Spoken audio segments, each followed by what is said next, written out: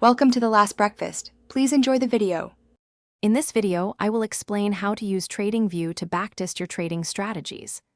Backtesting is a crucial step for any trader, allowing you to test your ideas against historical market data. It helps you understand how a strategy might have performed in the past, giving you valuable insights into its potential profitability and risk. We will cover everything from setting up your test to analyzing the results, ensuring you can confidently evaluate your trading approaches. To begin, open TradingView and select the asset you want to backtest, like a stock or cryptocurrency. Next, choose a suitable time frame for your analysis.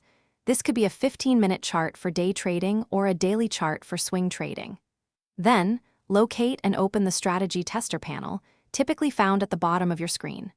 From there, you can select your chosen strategy or indicator to apply it to the historical data, preparing for the test. Once your backtest runs, it is time to analyze the results. Focus on key performance metrics such as net profit, which shows the overall gain, and maximum drawdown, indicating the largest peak-to-trough decline.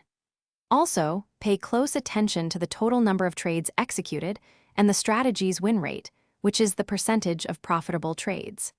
The equity curve provides a visual representation of your strategy's performance, helping you identify periods of strength or weakness.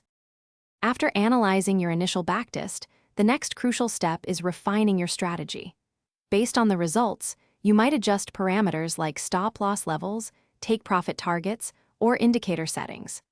Experiment with different timeframes or even apply the strategy to other assets to see if performance improves. This iterative process of making small adjustments and rerunning the backtest is essential for optimization. Remember to document each change and its impact, helping you systematically improve your trading approach. Thanks for watching. If this was helpful, leave a like and consider subscribing. See you next time.